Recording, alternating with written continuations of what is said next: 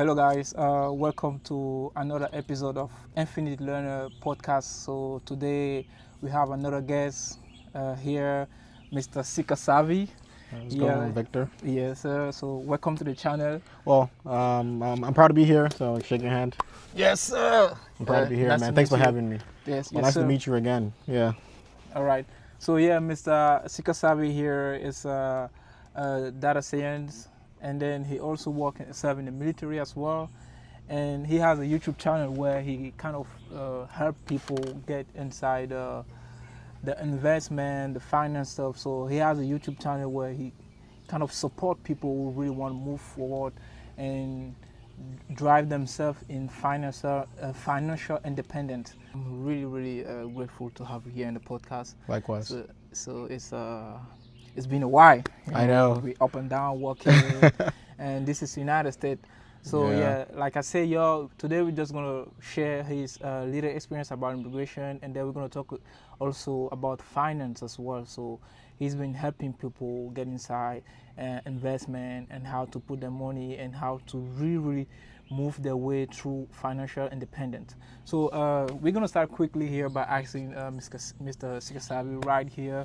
So can you share a little bit your story about your immigration, how you get here, and how long you be in the United States? All right. Well, first of all, thanks for having me. I know we met because you're also in the military. Yeah, I'm not I sure do. if they know, but you're also in the military. Actually, as a matter of fact, you were one of my soldiers back at the unit. Yes, sir. And obviously, I moved on to a different unit. I hear great things about you and the guys that were there, that are still there, that are doing great things. Well, to answer your question, I've been in the U.S. Going on a little over a decade, I believe, if my math is mathing, as they say. Yeah. I came here in 2015, and I was fortunate that my father basically filed for me to be here. Yeah, okay. What that basically means is my father has been here for over 2 decades plus, Yeah. and then he went through the process, to get me here. And at the time, I think I was a sophomore in college back in Ghana. I'm originally from Ghana. Okay. And then I had to leave there and then come to the U.S. and then basically start college all over again and stuff Everything. like that. All But right. yeah, it's been great. Like I said, it's either a little under a decade or a little over a decade. Yeah. So when the you math. came here, when you were still young. Yeah, I believe I was in my early 20s. 20s. Yeah, like really early. All right. So do you early have to 20s. face these challenges when you first came in the United States? Yeah. You have to deal with the changement from Africa to United States. How did you face that? So in terms of culture shock, I would say it wasn't 100% culture shock because obviously back home, I'm young. What's it called? There's the music scene. There's the party scene. There's also like I would say the American culture has made its way across the continents in the world, right? So we're watching things like the BETs, the Grammys, and all that stuff. So you get to see, like how America is being portrayed, to you. And then you come to the U.S. Obviously, it's based on where you're staying. So, for example, in Virginia, Virginia does not look like Hollywood, right? So it's different. Exactly. So that was like one culture shock, Okay. right there. And I mean, it was a great experience. I believe the first time I was ever on a plane was when I was coming here. Okay. And that was an experience too, but it was more so fake it till you make it. So even though I was kind of a little bit, I was a little bit, jittery and all that stuff, but I didn't want the people around me to know. So I was kind of, basically fake it till you make it. You know what I mean? Yeah. But then we got to the U.S., received by my wonderful family, and the rest is history. Man. All right. It's nice to know that. So, talking about finance, because this is the most important topic. Right. When we get to the United States, I used to say to my guys, like, most of the time, it's true, not everyone have the same goal, but we came here most of the time to get more money. Right. That's what I Exactly. used to say, financial freedom. Yep. Yeah. And Help then your family, back all that. home, Yep. we know America, there's money here. That's the thing. Right. But sometime when we come in the United States, and we just notice that things are kind of different. It's not exactly how we think it was.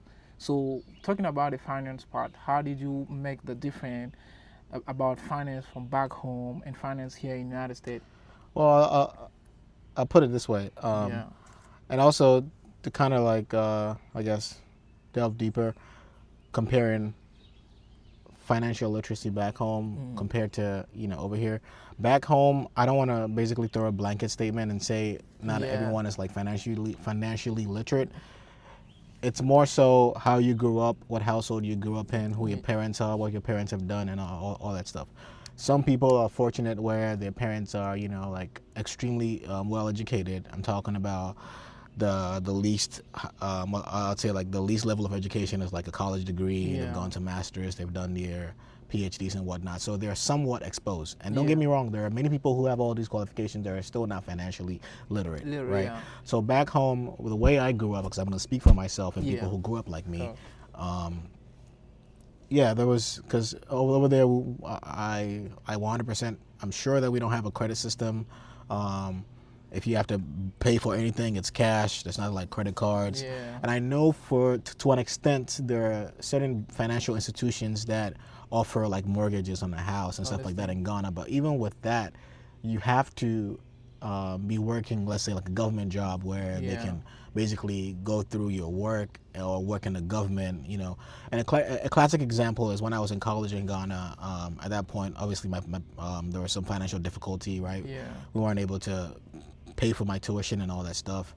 So there was a program, I think it's called like the SNP benefit, which is basically like, I think Social Security in a way here, and then comparison. But they had a program where if you're a college student, you can go there for a loan to pay your tuition, and then after school, you get a job and then you pay the government back, right? I think I went to one of the offices to apply, and apparently I had to have someone in my family who worked in the government to vouch for me in order to get that. That was, like I'm trying to paint the picture of how it is back home. Now, coming over here, it's totally different. So, one, even coming here, because I had that prior, I don't even want to say knowledge, but prior exposure or whatever to like the Ghanaian financial system, coming here, everything was completely different. So I didn't know anything about credit scores. I didn't know you could borrow. Like you could borrow money, with just your personal information. I didn't know, because even back home in Ghana, if you're going for a loan, you need like a collateral. You need a vehicle or you need a house to, to serve as a collateral in order to get your, like a loan from the bank. So all that was, like extremely new to me. And I don't even think I discovered like retirement accounts. Well, I did discover retirement accounts, but I didn't really see the purpose behind it. I didn't even know about like personal brokerage accounts and all that stuff. And talking about like retirement accounts and whatnot, I think the only extent to which I knew was you work in a job, they have a 401k, and then they're paying, into it. Most of the times, if you're contributing, it's very rare to find a company that will even match you, right? So maybe if you're doing pay maybe like 3% or 6%, the company will maybe pay like 1% or 2%, right?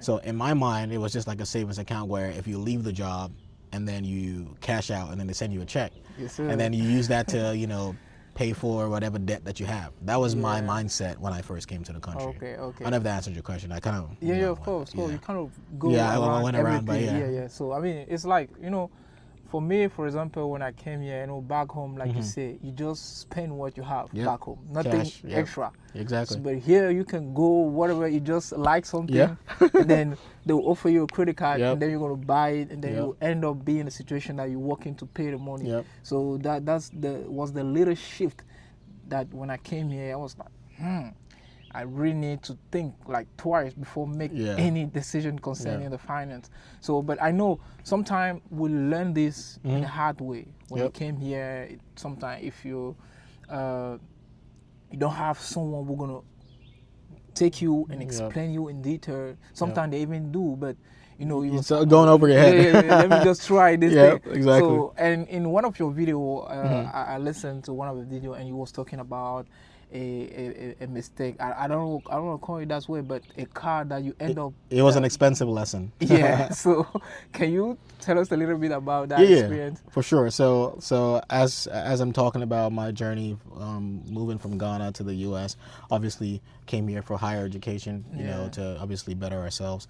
So When I enrolled in college, I knew that during the fall, school was going to start. And Yeah. where we live in Virginia, I'm sure you know, if you don't have a car, Yeah, exactly, you can't go definitely. from point A to Yeah, point B. definitely. It's different if you live in a city where you can catch a bus and all that stuff. Anytime, So yeah. that's a different story for whoever came to the U.S. that way. Yeah. But while I was in the part of Virginia that I lived, I needed a car. So I saved all this money to go make a down payment or to even buy a good used car. But Yeah. at that time, I think I probably was saved around maybe like $2,000 or whatever. But knowing what I know now, I probably would have just bought like a beater car and then just drove till I saved enough money to buy a decent used car.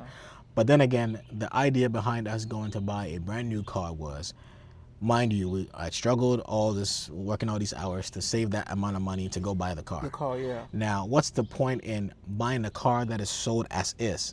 And if you know what that is, it means the dealerships or whoever selling that car sells it to you. Yeah. If you drive it off the lot, whatever issues that come with it, that's on you to fix. Damn. So was I willing to take that risk knowing that school's about to start and if something happens, I wasn't going to have any other money to... Mind you, I knew nothing about credit cards and all that. I've heard about it, but didn't do any research, right? So it was all cash because of the mentality coming from home. Back home, yeah. So it got to a point where, well, to have a reliable car, it means to get a brand new car because that way you're not going to have any major issues for like the first 5 to 10 years. Yeah. And that's a good amount of time to figure yourself out. So, yeah, so we went to a dealership on the Richmond Highway, if you know where that is, to go a car. So we got a Kia Forte. At that time, I was excited. I'm in the U.S. I'm getting a brand new car. Sir. I think if I was buying it cash, and this is all hindsight, by the way, if I was buying the car cash at that time, it was going to cost me $16,000 just to pay cash, right? But because it was financed, it ended up going to around like $22,000 because that's all the interest that you're going to pay. So at that point, we're only looking at the monthly payment, right? You're not going to pay like exactly, And mind you, like usually I would make all these payments and then my account is always in the negative every month. And in my mind, I'm good because I still have the car to go to work and go to school. So it didn't really like dawn on me that, hey, like you got taken advantage of, right? So it took me, well, that was the story. Basically, it was at, I think, 18% APR. It might have been more. I think it was north of 18%, right? But then it took me joining the military because you went to basic training. I'm sure they still do that, where they teach you, they do like a financial literacy class. I'm not sure if it's like basic or AIT.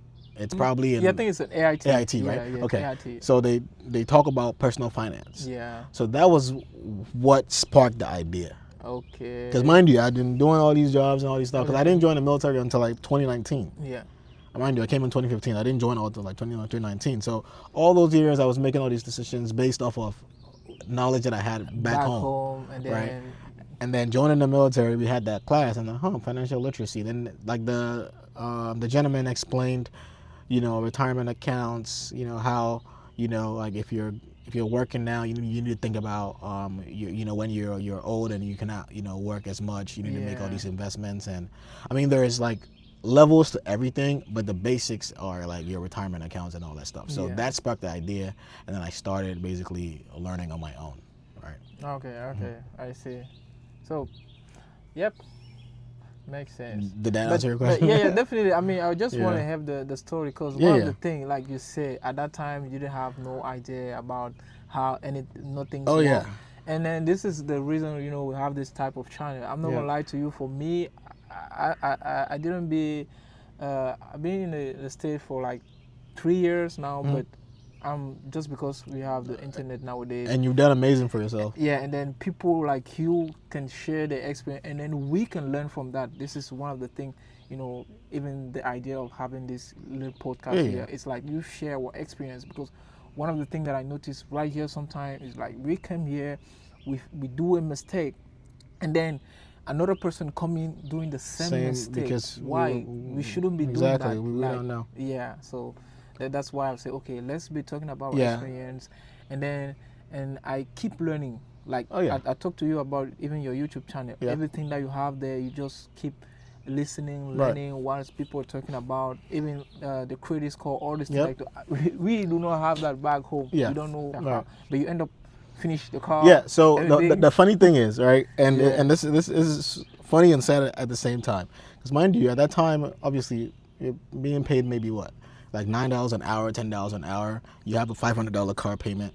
And that's just the car payment, the car note. You're not talking about insurance. You're not talking about Nothing anything else. As a person, you Yeah. have your cell phone. You have all these other things. all these other bills. Yeah. Luckily, I was living, like with my parents, so I didn't have to, pay rent and all that stuff. But obviously, you support the household and whatnot. Yeah. But every single month, I was in a negative, because if let's say if you're making maybe like $900 a month, because you're going to school, you're working whatever, right? And you pay your car note $500. That's like what, $400 left. For any And you got to pay car insurance as a young driver. You're probably gonna pay like $200 or $250. You got to pay your car note. Yeah. You got to save. So it got to a point where I had to because when I finally realized that I am in I am in a bind. Yeah. Where if I keep going at this, I'm just basically making the bank rich. Mm-hmm. So it got to a point where I just had to lock in. I was working like longer hours. I was working multiple jobs, just to pay that debt off, because it was free yourself. It was a huge burden, bro. So to the point where, because you know how like if you're making a certain amount of income and you file taxes, usually you get like a decent amount back. So sometimes you file taxes if you're a single, if you're a student, you probably get like maybe $2,000 or $3,000 back from the government, from IRS and all that stuff. Yeah. So to the point where whenever I file taxes from those times, I just apply it to the principal on the car note, take it down, just to pay it off. Yeah. And eventually I was able to pay it off. And oh boy, like driving the car when I paid it off, the feeling, way better. You feel like because if you owe that much, and like you can't afford to not go to work, like you can't afford to be sick, because if you miss work, they're coming to get the car. The worst thing that could happen to you, I always say that they're never gonna come get my car. Yeah, because you don't want, because at that point then your life is screwed, because how are you gonna get to work? Yeah, so because that affects a whole lot of things, and movement. If there's hindrances in your movement, that's it. Because how are you gonna get to work? Yeah, you might get help, help from friends and family, but you don't want to be in that position. Exactly, man. it gets annoying for everybody that that's involved, man. Yeah, man. So we all, when we came here, kind of found ourselves doing one of those mistakes. So do you have like any other, like story about people coming here and making this type of mistake? Any other? I would say what's pretty common is one the car thing, right? Because still people are still doing that same mistake because they don't know. Right? Even today, like people who have been here like decades, like over 2-3 decades, they're still doing that. They don't read the fine print. And I know it's extremely, like nobody has time for that. But at the end of the day, if you're going to buy a vehicle, most people are just stuck in, it's a new vehicle, it's a low payment, I'm going to pay it off. Yeah. So long as you can make the payment. I'm like, no. You have to look at the math. Like I was telling you. Yeah. If I was purchasing the car cash, it was going to be $16,000. Yep. But because it was financed, I ended up paying $22,000 or $24,000. That's a lot of money to, just paying on interest, right? But at the end of the day, you can make the $500 payment, so you don't feel it as much. But if you sit down and project, you see, hey, this is how much money you're losing my money. So that goes back to the point where I'm saying, knowing what I know now, I would have probably just bought the $2,000 car, and then just drove it to the ground, and then save up, and then go buy maybe a good new car, but cash, or make a huge down payment at least, and negotiate a better rate. Okay. But you can negotiate a better rate if you have good credit. Yeah. So you see how everything is kind of interlinked. Kind of connected. And then that's one thing, because for we just coming here in the US, we have no history on credit. And then, sometimes it's true, you can have someone kind of be with you or say, okay, I'm going to put my name on your stuff. Yeah, to co-sign, even though sometimes it's hard. Like you said, the best way is sometimes is taking that little car, I don't know, 2,000, and then just drive it, and then maybe later you have a better car. And I keep saying that's what I would do if I had to do this all over again. That's exactly what I would do. So are you for those will say go for used car or new car. What is your stand there? It depends on your situation, right? Okay.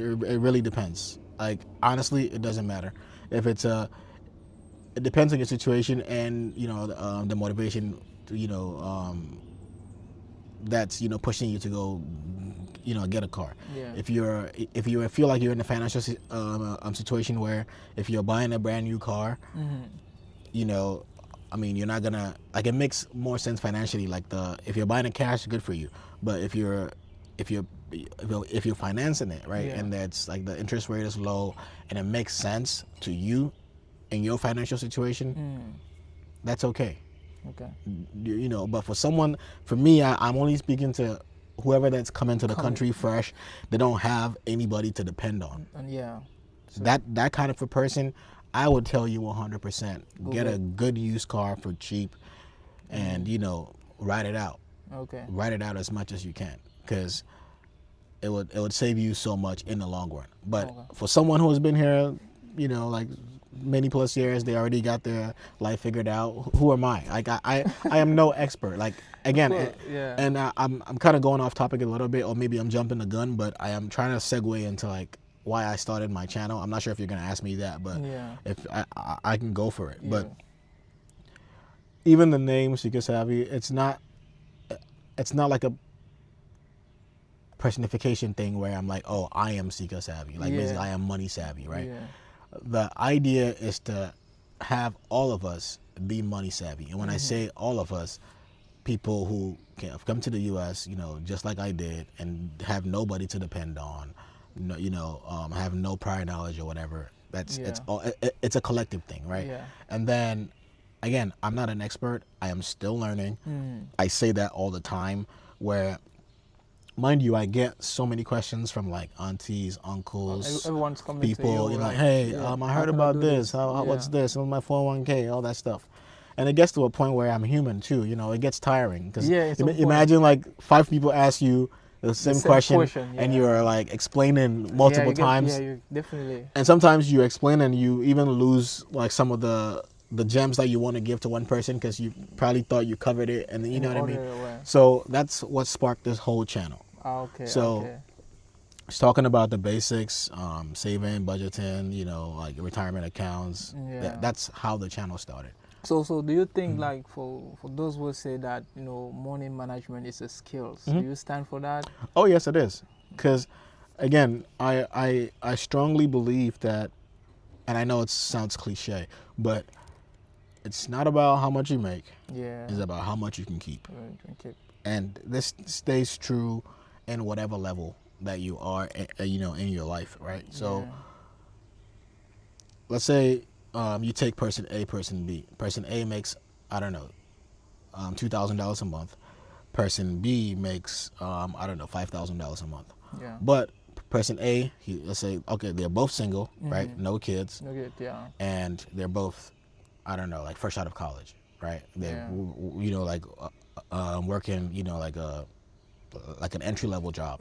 But the only difference is maybe one person was maybe like a computer science major, and he's making more, right? And then maybe someone's doing I don't want to mention any major, but like a different major, and it's making a good amount of money for that industry, right? Now, person A, even though he or she's making, I don't know, $2,000, I don't know if I said 2 or 3, but if they're making $2,000, and let's say they live with a roommate, right? They pay rent for like, I don't know, like $500, and maybe they're driving a good used car that's already paid off, and they're saving on their, you know, they're putting money towards their retirement accounts and all that stuff. But you have person B who makes $5,000, again, fresh out of college, decides to go live downtown.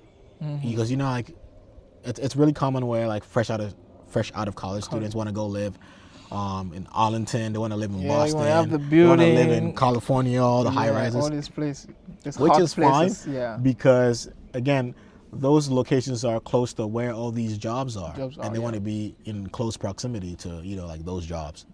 But I'm pretty sure if they move maybe 20-30 minutes down the line, you know, like outside of whatever, they might get a cheaper you know, like accommodation, right? And people, I mean, some people are smart about it. They find roommates, so they split the cost. But some people also want to be alone. They want to have their own space, right? But I say all this to say, all things being equal, and then those two people, right? Yeah. If person A who makes $2,000 is like living below their means and it's putting 100%, or I mean like whatever is left after bills and all the necessities, and is investing that money, give them both 5 years, considering that person B, although they're gonna get like promotions and all that stuff, but with every promotion they increase their lifestyle. Person A is gonna be far better financially, right? So money management is a skill. And it doesn't matter how much you make and you say, oh, I can afford it, I can do it. It takes skill. Yeah, so like everyone should be learning, know exactly how it works. And sometimes when I say it's not rocket science, my wife is like, but when I say it's not rocket science, I mean like at least every quarter, every 3 months, sit down, look at your bank statements, look at your credit card statements, look at where your money is going, at least. Yeah. And even now there's like apps. There used to be an app called Mint that will track all your transactions. But I think I don't know if Credit Karma bought it or whatever. But anyways, it does that to you, and I'm not promoting anybody. But like it shows you connect all your accounts, and it shows you where like the categories where your money is going. So if you have an idea where your money is going every month, that is like a better start than someone who doesn't even know where their money's going. They know they get paid. Hey, it's time to ball. Yeah. You know, that's just the basics. Because if you know where your money's going, that way you can make changes, trim here and there. Yeah. You know. I mean, sometimes we'll say we all, in some point, I know everyone want to get to the point that it's really kind of financial free. Yeah, like, oh, are willing to have enough money to get a nice home, to get a nice car. But the situation where I'm right now, the job that I'm doing, I know it's not enough. But sometimes we just think that maybe we need to get more money, and then the more, like you said, the more you get the money, you more you increase, the charges, and then it was like, what's going on? Yeah. Exactly. So it's not, because yes, it's good to acquire high income skills to obviously increase your earning potential. That I'm 100% for, right? Yeah. We should always strive to improve ourselves and whatnot. But I don't believe that you need like a higher paying job necessarily to make all these moves. Yeah. Right. There's been stories of like janitors who and obviously they make a lot of money, who there's a story, an article that I read. There was this old man who was a janitor, I think a high school janitor all his life, and then he unfortunately died with like over $1 million in his retirement accounts. He was saving a bunch of his money, living below his means and all that stuff. Yeah. And there's also people who are extremely wealthy, and they also what's it called, savvy, and they make all these great moves and also make like lots of money. Yeah. It's not I don't know how to put this, but it's just about taking that initial step to assess yourself, to get your full financial picture. So if you get your full financial picture, then you can proceed to make like whatever change that you need to make. It doesn't really matter how much you're making. Yes, I always advocate to get a high income like skill job or whatever. But that's just so to basically help boost all those vehicles that you're trying to put your money into, down the line, right? But someone can be making $20 an hour, heck, $10 an hour, and live like below their means, and then apply all those principles that are out there, that all the gurus out there are talking about, and still be far like better off. Again, don't stay where you are. Just keep trying to better yourself, basically. Yeah. So definitely, like you said, there's a lot of people out there giving advice about finance, and then even though sometimes you talk about having this big picture, doing budgeting, and people still not doing it. It sometimes feel hard to actually doing the budgeting, all this thing. Do you think like there's a specific mindset that you need to have in order to really face all this thing? Do you think about something like that? Like the funny thing is, I don't think there's some sort of like specific. Well, there might be, but there's no better motivation than you not wanting to be in your current situation. Your current situation, yeah. You know what I mean? Like, if you're not trying to improve yourself, I'm sorry, nobody can help you. To help you, yeah. Nobody, like, trust me, nobody can help you, like, but yourself. Nobody can help you but yourself. Yeah. You know. So if you're okay with your current situation, all right, so be it. Yeah. You know. But if you're not okay, then that's the push that you need. Okay, what do I need to do to save myself from whatever situation that I'm in? Like, mind you, I talk about all these things on YouTube and stuff like that, but I'm not perfect. Again, I always say I'm still learning. Still learning, yeah. And it's a journey, yeah. And I know a lot of people who are like many levels in terms of knowledge. Like, people they do all these technical analysis, read all these charts, and they'll see a chart and like, okay, yeah, this is this is a head and shoulders pattern, something like that. I am not at that level yet, and I would 100% like admit to that. I am not at that level. Yeah. I am still learning. Yeah. So my point was, now that I'm still learning, I started a channel. Let's grow together. Together, yeah. So as you can tell, like I created a whole new account. Well, it was an old account that I repurposed, but I started from basically $1,000. I'm saying, okay, this is what I'm starting this portfolio with, right? Yeah. And I am buying, I am selling, I am doing everything in the faces of people. Okay. So you are watching all the decisions that I'm making, all the mistakes, all the gains, and the idea is to have it over time. So if anybody takes anything at all from what that channel was telling you, at least you got to see, okay, this person started from here. He is either still back there because he lost all the money that he's been investing, or he's making significant progress. Okay. That alone, I feel like if anybody has the right mindset, would be inspired by it and say, okay, this person did X, Y, and Z because I am going to follow suit. And someone had to do that on YouTube for me to also see, to be like, okay, cool, this is not someone that just out here talking from their behind, and then just to get money from YouTube and all that stuff. But I was following people. I was watching all these videos where they're showing you what they're doing, and you can see they're putting their hard-earned money in that, and over time you follow the growth. Okay. You know what I mean? Yeah. So that's why I was like, okay, cool. I feel like if I could relate to that person, I'm pretty sure many other people would relate to me in my situation, where I'm starting from I'm starting from scratch. Yep. Yeah. All right. So to start by knowing your finance, have the big picture, like the way to doing that is doing budgeting, and then they're going to tell you, you need to have like an emergency account. Like we never know, anything can change.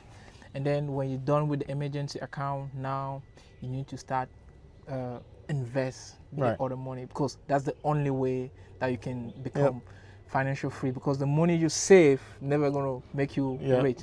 So, but it could save you in the next 3 months. Some situation. So I mean, it look like it's just step by step. Yep. So you're not going to jump from saving to just start investing. Oh yeah. And then what if anything happened tomorrow? Exactly. Yeah. So talking about the investing part, so you decide to focus on stock market. I know there's many other way people talking about real estate. I don't know, opening a business. Yeah. Why did you decide to do in the stock? So the reason why I went the stock route, because that was the easiest way for anybody to go into, because if we're talking about real estate, right? Okay. And the many other vehicles that you can invest through. One, for what's it called, real estate. One, you gotta make a certain amount of money to be able to afford whatever house that you're trying to afford. Yeah. You gotta have a down payment. You have to have closing costs. Okay. So, okay, we're trying to invest, but you need all this money, right? In order to have a piece of that, that investment, right? So for me, the reason why I went into like the stock market and everything was easy. If I have $100, I know I can buy a share of Apple or buy a share of whatever company. That's not an endorsement for Apple, by the way. But I know if I have $100, I can have exposure to some multi-million or billion-dollar company, right? And say I own shares in it, versus knowing I want to get into real estate and I have to have, I don't know, maybe like tens of thousands of dollars to cover my down payment. I mean, the lowest down payment is 3.5%, unless you're a veteran and you get like a VA loan. but you still have to pay closing costs and all these things, right? It requires that. And then to open a business, I mean, you and I know to open a business, you can't open a business without money, right? Obviously, you have to, one, create your, what's it called, your legal articles, like your LLCs and all that stuff. All those things require money. You have to find like a niche, right, that you want to do the business in. And starting a business doesn't necessarily mean you're going to be profitable the first year, the first 2 years, first 3 years. So even most people who start, most entrepreneurs, they still keep their, their jobs until the business starts, taking care of all those other responsibilities, right? So the stock market was like the easy, no-brainer way for me to, get exposed. And now there's like crypto and all that stuff. Those are also, like similar vehicles that people can, easily get into, without all the extra things. For how I got into stocks, I would say I started with what's it called? Like a work retirement account. Because say if you're working for Home Depot, you're working for Staples, you're working for Lowe's or whatever. Most of all these companies, Walmart, like they have some sort of retirement. Obviously you have to meet a certain, I don't know, maybe 30-day, 90-day requirement for them to even start. Like either investing or putting money into your 401k. If you find a company that's not even necessarily matching you, but they're, contributing to your account as well, just do that first, right? And then because that's free money you're getting from, the company that you're working for. And then like you were saying, you don't just start investing. But if your company is giving you a match, just do that. And just take your mind off it. Just do automatic. And then you save for emergencies, right? And I know this is like a dead horse. Everybody talks about this, but it's true. It's true, definitely. So if you can do 6 months, of emergency savings, you can do at least 3 months, or even if it's a month. At least if crap hits the fan, if crap hits the fan, you're good for at least 1 month, and then you're back on the grind and stuff like that. So, and having the emergency fund does not mean like you're always gonna have that. Sometimes, and that's why it's called an emergency fund, right? So sometimes you have, let's say, like 2 months worth of, like emergency fund saved, and then something happens, your car breaks down, your tire, like things happen. Those are, emergencies. So you tap into that, and then, you take care of that. Now you don't have that emergency fund anymore. So now you're back to saving towards that fund to make sure it's set. So it's a constant loop, right? You save for emergencies, the emergencies come, you use it, and now you have to replenish it, and then you go back to investing, right? Because the reason why people would say don't start investing before building your emergency fund, I strongly believe it's 2 things, or maybe 3. The first thing is, even though stocks are like available, they're liquid, they're not that liquid, because you still have to wait for the market to open. The market opens at 9:30 and it closes at 4 p.m.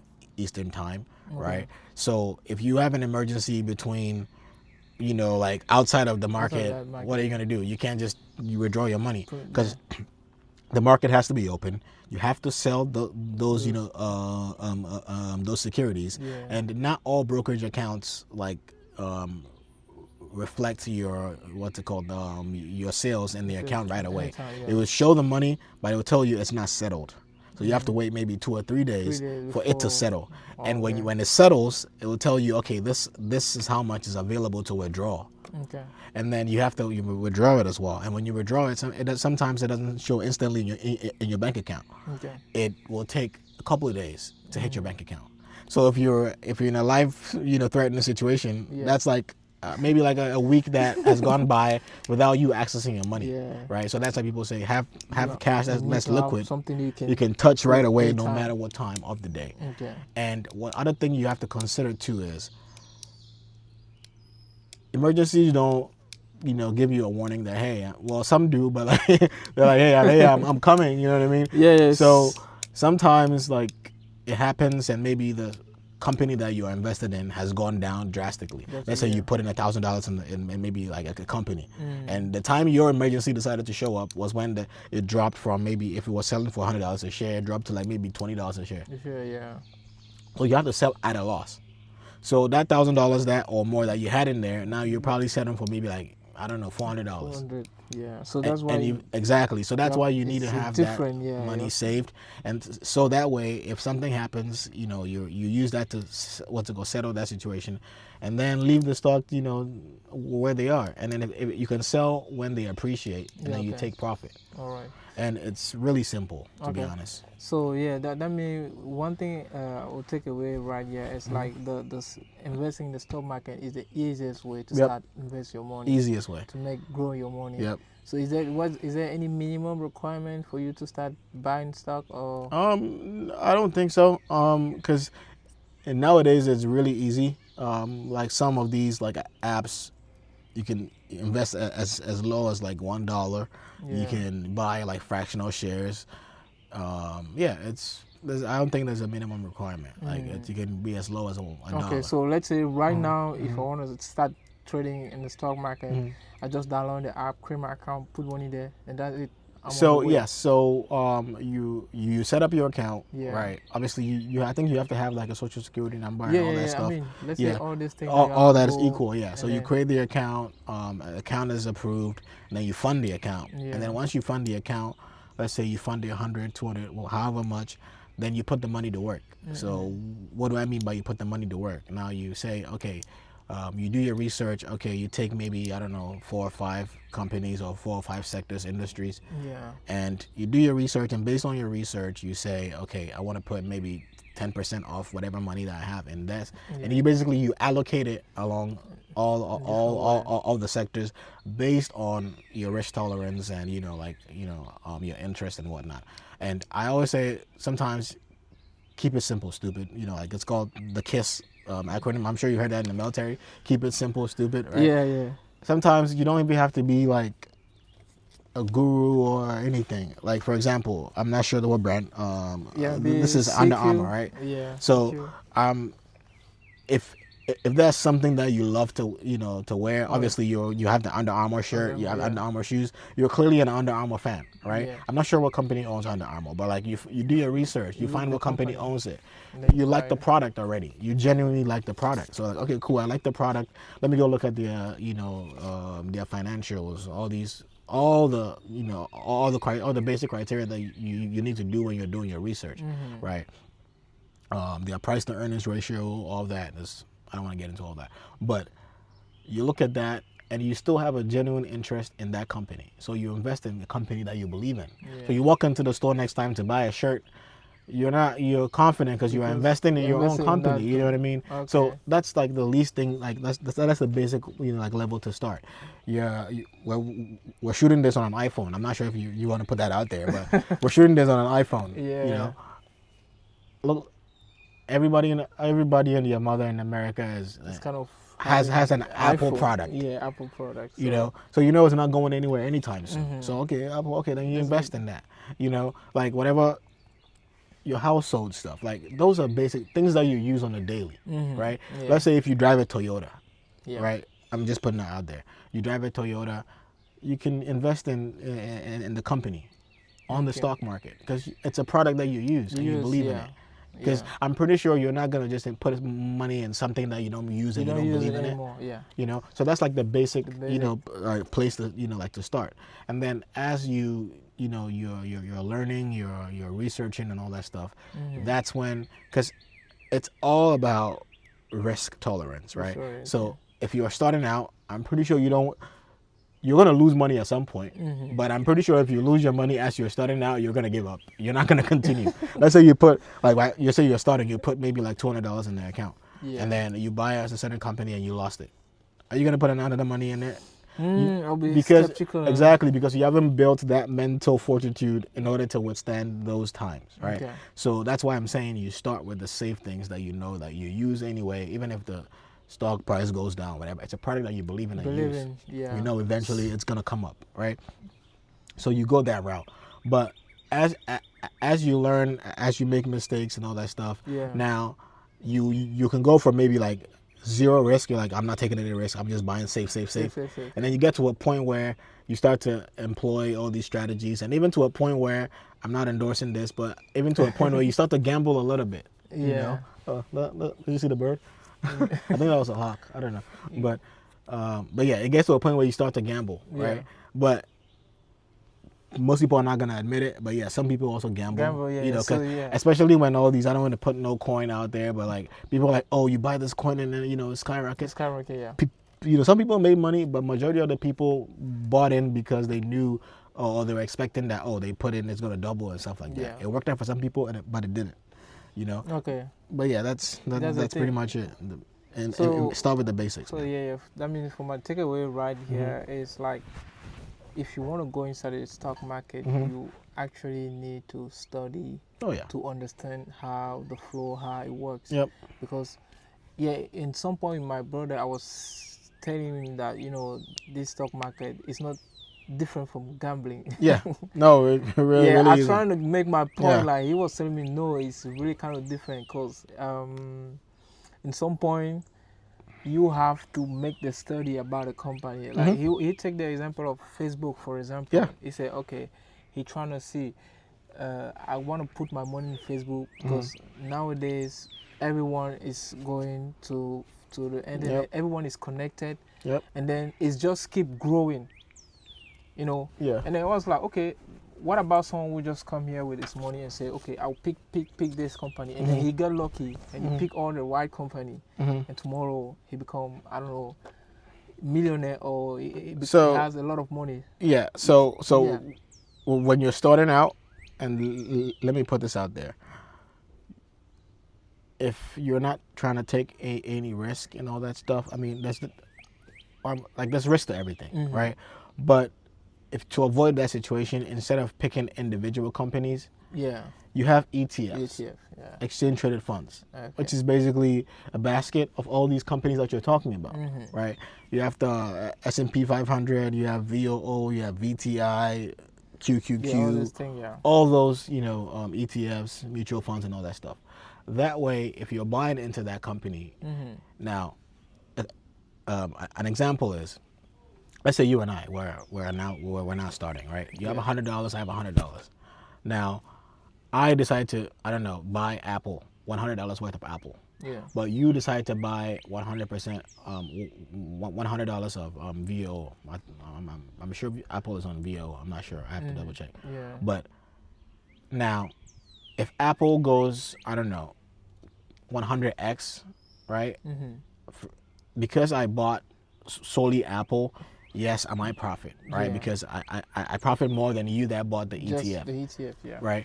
But if Apple tanks, right, I lose majority of my money, but you do not lose that much because Apple is a percentage in that like basket of stocks that you own. Okay. And if you know what the S&P 500 is, they have like certain criteria where if a company does not meet that criteria for like a given period of time, they get kicked out of that that bundle, that ETF. So those are checks and balances that whoever those portfolio managers or like all those fund managers are put in place to basically make sure that most of these companies are performing and all that stuff. Again, you can put all these measures in place, but at the end of the day, you can't really control what people do. So unless you're doing the research, you believe in, because sometimes the product might be phenomenon, phenomenal, but it can be amazing, all of these things. But sometimes they might put like a CEO that can come on, you know what I mean? So everything. Again, if you believe in it, believe in the product, you can also see past all that stuff, because at the end of the day, you're I mean, for the like product and all that. Like you said, in some point, if you are someone who can actually, I don't want to say guess, but predict, like what's gonna come tomorrow, like it's all data, bro. So I will take the example of Nvidia. Now I know for those who know that with the time, with the AI, computer gonna require more power. They will just put the money there, and then tomorrow they're getting the money. And that's I'd say people who do a lot of research, people who do continuous learning, they tend to and act on what they've learned and what they've researched, tend to be favored, right? A lot of the Nvidia millionaires were actually, I stand corrected, were actually like Nvidia employees, like the engineers and all those people who had like stock what's it called, compensations from the company. So they hire you, they say you're gonna get like a stock comp for X, Y, and Z. So they had a whole bunch of stocks from the company because they work for the company. And when it skyrocketed, a lot of them became millionaires, right? And you also have people who are, you know, what's it called? They have vast knowledge, they have vast interest about computing and all these things, right? They do all the research, they put two and two together, like, okay, cool, computers are gonna, you know, require more power, all these things. Which companies are doing X, Y, and Z? Classic example, all the things that's going on in the world right now, right? Now we're on the, well, we're not on the verge. We are in a lot of like drone warfare and all these things, right? Like it's modern warfare. Like nowadays, like somebody could just fly a drone that has like munition strapped to it and just release the armament, and then, you know, cause much, you know, distraction than having to march thousands of soldiers to go, that's where the world is going right now. Yes, it's tragic and all these things, but if you have that mindset to, you know, invest in stuff like that, okay, you sit down and say, okay, cool, then who are these companies that are manufacturing these drones? Like, out of those companies, maybe you pick, I don't know, 5, and then you do your research. Okay, which of these companies are actually performing? Which of these companies are you know, are actually bringing cutting edge technology? Or these, you know, who's working with what? You know, because you follow the, I don't want to say follow the trend, but sometimes following the trend and, you know, being able to predict what, you know, where things are. Basically, find the, this is a bad thing to say. I was going to say find the positive in every tragedy, but that's, unfortunately, that's what you have to do. Like, I'm pretty sure before the iPhone existed, I mean, we were all okay, right? But then in the early stages of Apple, I'm pretty sure the people who had invested in it at that time, today, or maybe like a decade ago, you know, it takes someone to, again, with AI, and so I'm still yet to do my research. Obviously, I've taken, you know, like a break from even with my channel and stuff like that, because obviously, you know what's going on. I don't want to put that out there, but I like the newest internet, the newest iPhone, the newest whatever, it's artificial intelligence, right? So if you're looking for the next thing, maybe that's the way to go. Exactly. So which are the top companies that are, you know, like investing heavily in artificial intelligence? We're talking Amazon, we're talking Google, we're talking Apple, everyone's kind of, we're talking like Palantir, like all these companies, right? You don't have to necessarily go find a company that's like fully, oh, AI, that's all we do. Find the companies that are incorporating AI to make their products better and all that stuff, because they're investing billions of dollars in there. Amazon is not going anywhere anytime soon. I talk about Amazon a lot. I talk about Google a lot. Heck, a lot of people kind of give me flack, but I talk about Tesla a lot. But Google and Amazon, if you're talking the AI, the race for AI, and even now Meta. Meta, the big one. I was watching something a while ago where I think Facebook, which is now a Meta, apparently they're poaching, I think, OpenAI's like employees, like top engineers and stuff like that, and they're giving them hiring bonuses close or more than like NFL players. Like, these are billionaires who have all this money. They're not just gonna throw money out there if they don't see the return, you know, like the return on investment, right? Yes. So companies like that. So I've been talking about Google and Amazon like months, and like, you know, like beginning of this year, when all the bad news was going on, I was still talking about it. I'm like, hey, this is not going anywhere, because Americans in general, we are lazy. We are lazy in terms of, not like in a negative way, but dude, if I can order a package on Amazon and I can get it today by Prime, why? I don't want to walk to the store, and I mean, occasionally you walk to the store and stuff like that, but you just, you know what I mean? Like, it's exactly. And very soon we're gonna have like all these like delivery companies that are, I mean, not even very soon, it's already existing. They use drones. They use drones to, you know, and then again, the drones are not only used for warfare; they're used for other things too, right? So it's all about finding that next thing and knowing where, you know, like the world is heading towards. Okay. And then if you're a beginner, I would say still start with the safe stuff. Yeah, so Yeah. and then you get yourself into Exactly. You get comfortable because you're definitely going to lose money. Everyone is going to have that experience where they lose some sort of money. Like, for example, I bought a company. I forgot the name. I had like 1,000 shares. The shares was cheap. I think it was like $1 or something. So I bought like 1,000 shares. And we were at a field training exercise. No internet, like no service, nothing. So there was bad news going on, and people were selling, you know, the company. I think it was on the verge of being delisted. This was like months after I bought it. Yeah. And I was trying to sell out of it, but when I think someone was telling me while we were at the field training exercise, but I didn't have internet, and we're in the field for like a week, so I lost that money. You know, let's go way back. You know what I mean? So like, there's several other, you know, instances and stories like that. Yeah. But at the end of the day, everyone's gonna learn at some point. At some point, you're gonna so learn. The question is, would you rather learn like safely, Slowly, exactly, or just the hard way? You don't lose want to exactly? The hard way. So there's one things that you say in your videos, like about the stock, like when it become public. Yes. Don't take it anymore. It's already late. Yeah. So it's one of your videos. You that's a personal thing, right? There are some. It doesn't happen all the time, right? Sometimes when it becomes public, you know, there's a good company. You look at their fundamentals, their price to earnings ratio, their financials, all that stuff. You could still make money off of that, right? Now, my thing is, I'm not gonna invest in a company or a stock where, one, I didn't do any research on it. Yeah.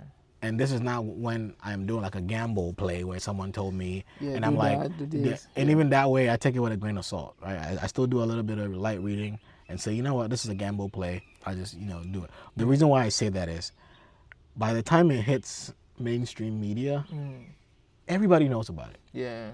So people go in for the wrong reasons, right? And that's why you need to do your research. So let's say you've been looking at a company for like, you know, for a long time. You're researching, you're liking what they're doing and all that stuff. Yeah. And you know, like if you decide to, you know, take a position in it, you take a position, right? Yeah. And then you just wait it out. By the time all these like high level analysts on Wall Street and all these people, because sometimes they don't know it all. Yeah. Like we are in a dispensation where like retail investors now like move the market. You know, like in many occasions. Before it used to be like only Wall Street, but now us as, you know, like real estate, now it's investing is in style now. Investing in the stock market is in style. So everybody, you know, so now there's more retail investors, right? Like you and I. So coming together, you know, like you become a movable force, right? So so sometimes you do your research, right? You're in a company low key, you're investing in it. By the time, and this is my personal philosophy, is by the time it's in the mainstream media, all these CNBC and all these networks, that's when like it's everybody and their mother's heard about it. So it's just gonna bring in a lot of people, a lot of investors for the wrong reasons, because they want to make a quick return. But mind you had been in there when the price was like really low. So all that momentum comes in, and then you cash out. Because those people that came in, they're not here to stay. They come in, it goes up a little bit, and then they sell out. And then you will be left, you know, holding. Even though it's a good company, you're holding for long term.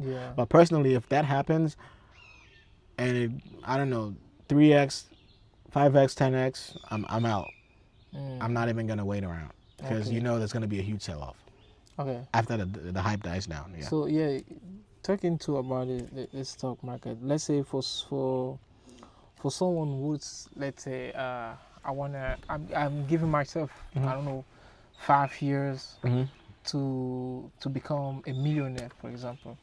Is that possible in the stock market, or you think you have to go to the other vehicle or in other way? Well, from my experience, I can't tell you because I'm not a millionaire. I mean, like, but for your research here. I just want to put that out there because I work a 9 to 5. Okay, I pay all the bills, please, I'm struggling. Yeah, Okay? It's just we're learning as we go. We're all learning. This is why we make Exactly. it. Yeah, so we're all learning, guys. So Before someone is like, oh, okay. Please. yeah. But yes, it's possible. Mm-hmm. The people that, and I'm not, because obviously I'm not, I haven't gotten to that level yet, so I can't tell you from my experience. But everything is on YouTube, man. Like you see all these people who have like 1 million plus, like portfolios, and there are even some guys on there that like you could see where they started from, and that's why I took my inspiration too, because like I started with $1,000, right? The last portfolio update that I did, which was like 6 months ago, I think it was at $7,000, right? And I'm gonna do another portfolio update maybe next month, right? And that's how you see the growth, right? So that way you're documented.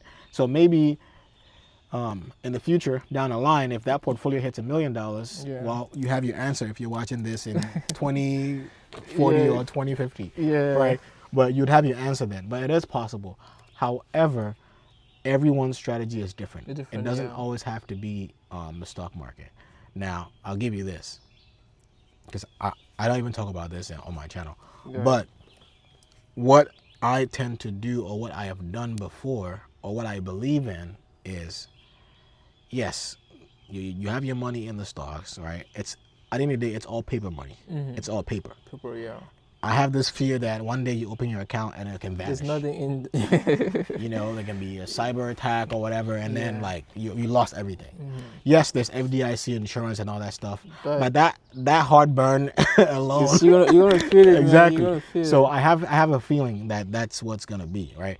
So in a way, it's an intangible asset. Even yes, like the stock market, that's what I believe, right?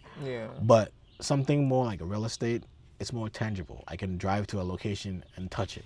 You know what I mean? So what I plan to do is I go the stock market route, and this is from what what people have discussed, and it made sense to me. I resonate with that. You're in the stock market, you get exposure, you make some gains, you get to a point you feel like, okay, cool, this is a substantial amount of money to take out and go put in something else. You can take that money, go put in real estate. If you want to start a business, you start a business. If you want to pay down anything, any other just things. something that you like can touch, right? Exactly. You don't put all your eggs in one basket. So yes, maybe that portfolio might not reach $1 million in 2040 or maybe 2050. That would be because maybe I'll see maybe some sort of investment down the line that's not in the stock market, and maybe I'll come and tell you guys, and then I'm tapping into this portfolio, and this is what I'm doing with it. But in terms of answering your question, if you can become a millionaire, yes, it's possible, but it's also possible by employing other strategies, like I'm saying, where you take that gains from there and you put it in other vehicles, other places, right? Whether it's a business, whether it's real estate, whether And I'm not a financial advisor. I'm just. I just. So you want to put it into code, like he said. I'm just sharing my experience. He's my learning journey. Especially the mindset behind it's possible. And then we've been talking about stock all this time, talking about research. So that means it's something that you really need to be learning all the time. So what are the recommendations you can give for those who really want to go deep inside, the tools, you know, that you can, recommend? Yeah, and I'm not even gonna go into any fancy keeping it tools. simple. Yahoo Finance. Yahoo Finance. Okay. Just go to yahoofinance.com. Okay. Like, you can put in any ticker symbol, any company's ticker symbol, and you have all the stats, all the KPIs, everything on there. Like, and even nowadays, like the brokerage accounts that you're trying to use, whether it's Fidelity, Webull, Robinhood, M1 Finance, all these other, Moomoo, all these other things, all these other ones, right?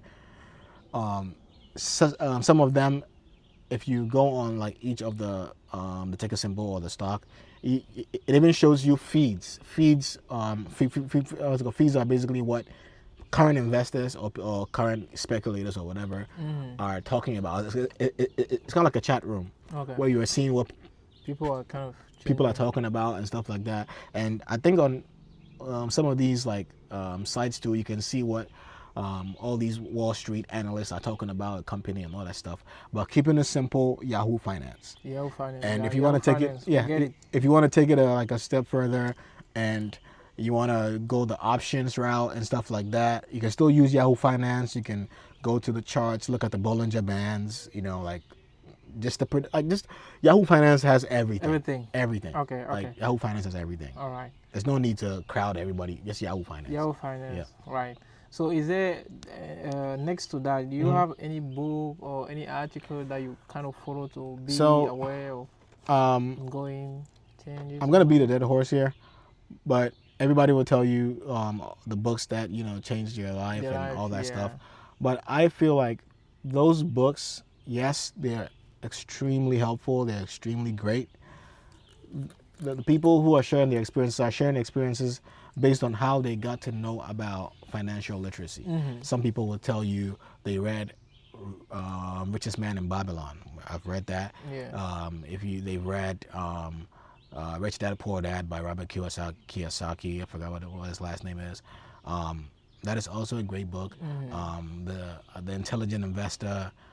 If you want to go the real estate route, there's like what's it called? Investing from out of state. Like there's so many books. Yeah, all those books. All the purpose of all those books is to basically introduce people to the concept of investing financial literacy, and all that stuff. Yeah. So if you have the money and if you have the time, yes, go buy all those books and read it. Yeah. Me personally, I'm more of an audiobook guy. So I'm on my app. I have all the if I can get my phone, but I have all that on there. And when I'm going on a road trip, I'm on a treadmill. I listen to that. But nothing beats more than micro learning. Okay. Micro learning in the sense that I don't have to necessarily read their entirety cover to cover of Richest Man in Babylon to take away what the key things the book is trying to tell me. Okay. That's why you have the internet, right? Okay. And I watched your episode with Mr. Clinton. Mr. Clinton. Where his girlfriend is ChatGPT, right? Yeah. So you can literally, like, AI is available now. I'm saying, and this is because books cost money, right? And yes, books, they are paying for the knowledge and everything. That's fine if you want to do that. I have no problem in doing that because I do that. But for someone, because we're talking to people who are trying to figure out their life, we're not trying to have them spend a lot more money. ChatGPT is free. Yeah. You can literally go in and say, hey, given this book or whatever, give it a prompt and say, what are the main takeaways that this book is trying to give to an investor? And then we'll put it in bullet points for you, right? Yeah. And if you want to go further and read the entire book, please be my guest because you have a lot of valuable information from that. Yeah, definitely. But some people would read cover to cover and still miss the point. Miss the point, yeah. You know what I mean? That's true. Exactly. So the footnotes, man, go on ChatGPT, will summarize it for you, and at least you have that bottom line up front. And then if you're now going into the book to read it, now based off of the summarized version, you'll get to see, oh, okay, this is the part that Robert Kiyosaki was saying, this is that. Yeah. ChatGPT, man, they just summarize that. I mean, we definitely always are asking about this tool stuff to kind of know where did you get your own information, because at some point, everyone talking about a topic, and like you said, I mean, definitely you went somewhere to learn about this topic, all this thing. University of YouTube, bro. Yeah. So, like you say, YouTube, ChatGPT, I would like to. ChatGPT is what? I don't want to say my first wife because my wife can be angry. It's my second wife. There you go. No, for real. It's not that everything deep. Like now, I'm saying you can literally ask everything to chat. This is just crazy. Every day I'm discovering right now you have a issue, you just explain the problem to chat, and chat gonna kind of give you an idea. Maybe if it's not exactly, but you're gonna give you an idea how to go for it. You were talking about the book stuff now. What I do now when I read my book with chat. Yeah. I say, oh, chat, what can I take away from this book? Yep. Trying to evaluate what I understand and what chat can say. I confront the idea, and because one powerful thing is that you can give the the language model, in this case ChatGPT, you can give it context, right? And what I mean by that is, if you put in, oh, what can I take away from, like this book, that book, whatever, right? It's going to give you from a generic perspective. But let's say you put in and you say, you're an immigrant, so and so and so. This is how old you are. This is where you are in your financial journey. You give it the context, and then you say, given this context, what key takeaways can I take away from this book, and how can I apply this book, based on my current situation, and then I don't know, going forward or whatever. And now you've made it even more powerful because you've given it context, and now it's going to tailor with a response to your life and your specific situation. So it's, dude. Like I always say, University of YouTube. Like I learned how to frame a wall. I learned how to do a lot of like the basic stuff because it's free, invaluable information. Like on the internet, like man. The power of internet. Yeah. Like right now we're shooting this video right now, and then, bam, it's out there. Anyone can get something from it. Yeah, and I like one thing that Mr. Clinton said on your channel, because obviously I've been watching. Yeah. He did make a key point. He said, yes, the AI is good and all, but don't let that replace your critical thinking skills. Yes, sir. Because at that point, because sometimes you get so carried away, it's like, or you even try to formulate a sentence and then you're like, rewrite this. You know what I mean? But then like, oh, dude, you could have the same thing, but it's just it's made work so efficient to the point where, like, I feel like a lot of people have let that replace their critical thinking skills. Yeah. I saw someone tweet one time and said, "Bro, how did we do 4 years of college without ChatGPT? Because now everybody uses that in schools and stuff to write essays. Yeah. Remember you used to stay up late at night writing like 3-page essays? 3 pages, yeah. Now you can just write that in minutes. Yeah, and then it's we don't know, but at some point when you go out there with the competition, you don't know who is using AI, who is coming with his own knowledge. So it's kind of hard this time. So Sika, I'm going to ask you this question as well. As we've been talking about immigration, now we're talking about stock. I know one of the biggest challenges sometimes is we coming from back home. We have to manage between investing here and taking care of the family back home, investing in short term, investing in the long term. So how did you balance all that at this time? To be quite honest, I still haven't figured it out. No, I'll be 100% honest. Yeah. I don't have like a one-size-fits-all template that says you do X, Y, and Z. It's just trying to... A big thing I'll say is God. Like, like in everything, like from birth to like now, everything's been God. Like a lot of things that have happened to me, for my family, for my life, I still cannot explain it. Okay. Yes, I do make the conscious effort to put myself in a position where when the opportunity comes, and sometimes it's just by favor too. Like, sometimes you're in positions where you're not even qualified for it, but but God says you're the one for it. So to answer your question, I kind of went into like prefix that to my answer to the question, but balancing back home, like for example, I had my mom back home, my siblings and stuff like that. It's not that easy, right? But I firmly believe, and I still stand on this, and I'm pretty sure I'll die on that mountain. If you're an immigrant, right, that you come to the U.S., right, to make life for your family back home better. Yeah. There is no better way than to first have a good foundation for yourself. Yeah. Because a wounded soldier cannot lift like another wounded soldier up. You know what I mean? So you need to, because a classic example, if you're flying on an airplane, right? Yeah. And they're doing the safety brief and stuff like that. They tell you, in the event that the oxygen mask come out of the what's it called, drop down. Yeah. They don't care if it's a baby next to you. Save yourself first. Put your mask on first before you attempt to save whoever that's next to you. Next to you, yeah.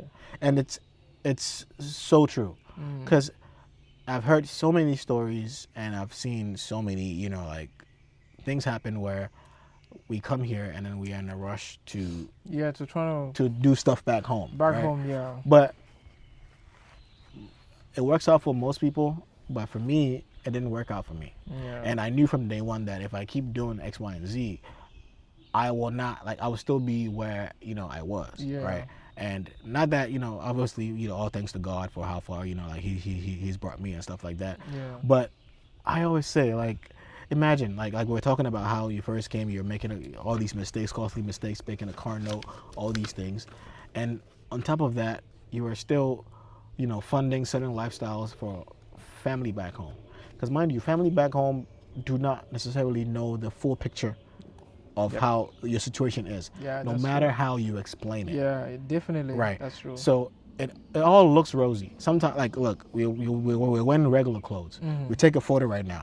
As a matter of fact, this very video will go online, and people will see it and like, oh, you know, they look good, they X, Y, and Z. But maybe over here, these are like house clothes. Like these are regular clothes, right? But maybe from where we grew up, it looks like you're a millionaire or you're well-to-do. It looks clean, it's beautiful. I know, but that's not the case. Like many of us are struggling, right? But my point is, still support. Do not like neglect, right? Still support when you can, but don't just, if someone just says, "Oh, I need X, Y, and Z," you know, you send it. No, you need. Sometimes it doesn't make sense. Like sometimes if I show you the number of like messages I get from people who are not even family, definitely. And the audacity sometimes, and I don't even mean to, because I know sometimes it may come across as, you know, like you're here and you're looking down, but like, no, I'm like, bro, I had a situation where this was like back in maybe like 2017 era. I think maybe iPhone 7 had just, as if 6 or 7 had just come out, right? Mind you, I was using an iPhone 6. And I was still paying for it because you pay monthly. Like it's monthly payment. So I had someone call me and they were like, "Hey, I heard that the new iPhone 7 is, you know, is in town. Can you buy me one and send it to me?" And then I was honest with him. I was like, "Look, because mind you, there are a lot of people who live here, and then when they go back home, they go into debt, buy all these things, and go flex on them. I'm the wrong guy. I don't do that. No, right? So I was telling him, I was like, look, the phone that I'm talking to you on right now is an iPhone 6. But guess what? I am still paying for it. I probably have 2 or 3 more years to finish paying. And by the time I'm done paying, a new iPhone 8 or whatever 10 will probably be in the market. And I asked him, I was like, do you know how much an iPhone 7 is? At that time, I think it was like around $700, right? And I asked him, okay, this is how much it is. Now, if you convert that to the currency that's in, that's how much it is. So I asked him a question, because I'm not going to be like, oh, no. And then it looks like, I asked him a question. I was like, currently, where you are at right now, would you be okay taking that money to buy iPhone 7 for yourself? For yourself. And he told me no. I was like, why? I was like, that's a lot of money. I was like, okay, cool. So if you can't even fathom the idea of buying that phone for yourself, that costs that much money, how much more buying for another person? And then he was like, huh. I'm like, because I'm not gonna lie to you and live a fake life and be like, it's all good. I'm like, no, look. And the funny thing is, I was working a night shift at that point, because obviously the time difference. I'm like, look, it's 2 a.m. Like I'm working. I'm working. From here. I'm going to class. You think I just have, you know? And I feel like we also need to make an effort to explain to, you know, people back home. Our friend, Because yes, occasionally we can help and all that stuff, but we can only do so much. Like we're only doing what we can. You know what I mean? Like, but you can only give what you can. And like you said, I try my best to explain at least for those who are even open to understand. Because some don't. Some don't even understand at all. I'm suffering here. You need to send me money. That's it. I don't care. They don't care whether you paid your bill. You know, whether you're being kicked out. They don't even care if you even had a meal. And then this example about the phone that you take is really, really crazy. Because sometimes even me, I try to use that to really say, okay, this is the iPhone 16 that is out there. It's $1,000. So, sometimes as my family back home, like, okay, do you prefer like an iPhone or the money maybe? Right. So it's like it's still the same thing. Like and they will never say give me the phone. They'll say give me the money. And not to cut you, right? The funny thing is, if you really need a phone that bad, why do you want the latest phone that I don't even have? Or even if I have, I'm still paying for it. Yeah. I didn't buy it cash. Because if I have to get it to you, I have to buy it cash. So if you need a phone, okay, cool. Like sometimes people will buy maybe like an iPhone 6 or maybe 10. Let me not go too far. Maybe 10 or 11 or whatever. And you give it to somebody, I haven't done that before, but if you give it to somebody, they're like, oh, this is an older model. Like, didn't you get the new model? Like the entitlement. Like, bro, why you sending me an old phone? Yeah. Like, this is my phone that even my phone I'm using, I'm still paying the phone. Like, how we pay for it here for year, 2 years, even 3 years. Yeah. And it's because it's possible here. Back home, it's not possible. Like, I know. They can't give you a phone and then you have to pay in a small amount. You have to buy cash. So that's why I try to break it down. Right now, to take that 1,000 and go pay cash for a phone? Because even you, like you that want the phone, even if you had the money, you would not do that for yourself. You're not going to do that for yourself. Like that. That's a lot of money. So that's the thing. Because I know in 2 years, I'm okay. I'm paying that money. I don't know, but and the new phone will come in 2 years, and you're like, Yeah. So there's definitely so many examples, man. It's this is one of the issue that, like you say, we here suffer from that, because they're gonna definitely call you and say, "Oh, I need it," and then you have a current situation here that your bills is not even paid. How do you do? Are you going for credit and send money back home? So my thing is the receiving hand will always receive. You know what I mean? And if you're the giver and you're not able to like regulate that, it's, I don't know, but I feel like you're slowly digging yourself, you know, into like a grave or whatever. The reason why I say that is, whomever, they're not gonna die. They're gonna be okay, right? My thing is get yourself situated first. Like we're still trying to figure out our life. I'm pretty sure we all want to be millionaires. We all want to make money one day, and then you call me, you want X, Y, and Z. Okay, but even if I always say, if by God willing, if I become like a wealthy person or whatever, and someone's asking me for a handout, I'm like, I'm not just gonna give you a handout, because if I give you a handout, I'm not teaching you anything, right? I would prefer, okay, you come to me, you say, hey, okay, cool, and this is in the future, speaking into my future by God's grace. But like, if you come to me and you say, okay, cool, just give me money, like, no, why would I just give you money? It don't work like that. But then if you come to me and say, okay, cool, I have this business idea. This is, I started the business. This is how much I've made so far. You are showing me like proof, like it's actually a viable business and all that stuff. I'm like, okay, cool, I need support, and if I can, for sure, I would, because that way, if I empower you, you can also empower somebody, and you empower yourself and empower somebody, and then and guess what? You're not gonna come to me again. You know, that's the thing, but if you ask and I'm giving to you, and you're always gonna come back. You're not, and I'm not helping you in the long run.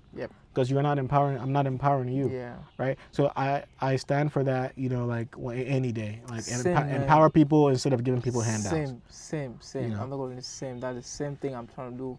When you call, it's like, okay, if it's business something or it's cool. Exactly. Some sort of education, emergency, anything that can put you in a position to help yourself. So, but not just and if I can, it's not like because you said that. No, if that's another thing, man. if you can though. If you can. Because it's not easy, because and you get all these, and especially like talking about immigration and stuff. Like sometimes you have like people back home that you maybe used to be friends with, or maybe you knew, and then they reach out to you and they're like, hey, I'm trying to immigrate to US, X, Y, and Z, Europe, whatever, but can I come live with you, X, Y, and Z? There are some situations where you'll be okay to do that, but sometimes you don't even know the person's living situation here. But then if they're not able to help you, all of a sudden you become a bad person. You know what I mean? And it's just like, and sometimes when I'm explaining something to somebody and I give them an example, you're originally from Cameroon, right? So the capital of Cameroon, I don't remember, is that Yaoundé? Yaoundé, right? And I'm sure they have like other remote areas like villages and stuff like that where people would come to like the cities and stuff like that. So the typical example I give whenever I run into that situation, I'm like, first of all, you don't know my situation. I don't have to explain my situation to you. Yeah. If I cannot do it, I'm gonna be upfront with you. I'm telling you, I'm not gonna be able to do it. Yeah. Versus lying to you and be like, oh, and then you call me and I'm not picking up. I'll be upfront with you. Now I told them, okay, cool. Let's say you live in the capital of Cameroon, which is Yaoundé, right? And you live by yourself. Maybe you're renting or whatever. However that like that situation is. And maybe like your friend somewhere from your village back home is like, oh, I'm coming to X, Y, and Z. Can I come live with you and all that stuff? If you can't accommodate that person, that's totally fine. But it's, even though it's not really the same, but it's a similar situation where it's like, okay, you have someone at that point in your current life, you haven't even figured out yourself. Yeah.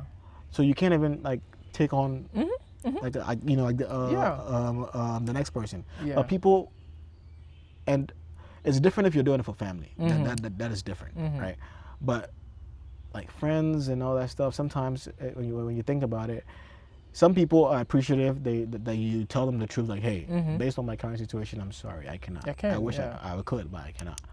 But some people, they're gonna be like, oh yeah, no problem. And then you get to the airport, you call them, their phone's off, and then you're stranded. Yeah. And then that's the thing. Sometimes, like you bring this point, it's hard to say no. Yeah. That's something that's really hard. We don't know. There's a lot of people say you have in some point say no. No, because at this time you can. Yeah. If you try, it's gonna put you in some situation. Exactly. You're gonna end up badly. And the funny thing is, okay, what's the point where, okay, based off of that, we're in a situation where now both of us have to find a place to yeah. I'm telling you, it's hard. It's a mindset sometimes that you need to learn, because you don't know how to say no. You say yes, and then you end up struggling, and you end up like. You yourself, you can't help yourself. You can't help the person. You end up hating the person too. Yeah. Because it's not like the person came and all of a sudden they're back on your feet. You know, like they have to, go through the process, go through the culture shocks, all that stuff. It takes time. Yeah, definitely. And that's why most people like they help people, and then it's like they end up on like bad terms. Yeah. And sometimes it's not like both of them are both wrong and right, because everyone is coming at a situation from their unique perspective. And then I used to say, even me myself, when I first came here, I was living with my brother. The system here is different. Yep. I'm coming back home with a different mindset, and so you wake up, there's always food in the fridge. Yeah. You think it just happened there, yeah, like it just groceries. Happened. Yeah. And then when my brother started telling me this is how I'm paying monthly, I was like, exactly, crazy. So when you start understanding, you start, these guys, they are doing crazy stuff here. And then at that point, you have to make a decision. Yeah. You're like, okay, cool, I need to get up on my feet and then start supporting. Or if you feel like it's gonna be too much or whatever, and like, okay, cool, you need to get on your feet so you can move out. Yeah. And then so they can also have their, I'm telling you, and that's why I'm so grateful for whoever decides to host you in this country. Oh yeah, bro, for sure. You have to be grateful. It's a huge blessing. Yeah, it's a huge blessing. It's a huge blessing. Yeah, man. I'm telling you. A lot of people, come here, they don't have no family, no friend. They still figure it out. Yeah. But the process to which they have to go through. Yeah, it's hard. Yeah. It's not easy, man. It's not easy. Yeah, Mr. Sikasavvy. I think right now we've talked a lot. So yeah, for sure. I enjoy the conversation. Definitely. Me myself, I'm learning a lot from you. Oh, likewise. It's been a really, really nice talk today. So for those who really want to follow you on your job, on your YouTube channel, so how do you want them to reach you? Yes. First of all, it's been a pleasure. Thanks for having me. I always like to talk about stuff like this. If you're trying to follow my journey on YouTube, the channel, just search Sikasavvy. It's SIKA space SAVVY, and it's the same on all social media platforms. Again, it's a small channel. We're growing together. We're on this journey of personal finance, right? We're learning about stocks, investing, and all that kind of stuff. So come join the family. Use the link in the description that he's going to provide in the video, and leave an honest review if you have any topic that you want to cover. And even if I'm not knowledgeable, I would promise to do my research, and then we can take that step together. Yeah. Oh, guys, yeah, like you said, thank you guys for listening to our talk today. we all learning, like he said, it's a journey. So we're happy you guys are doing the journey with us. So Mr. Sikasavvy, yes, sir. Thanks again. Thanks for having me, for man. having Thanks for having me. You're doing a good job.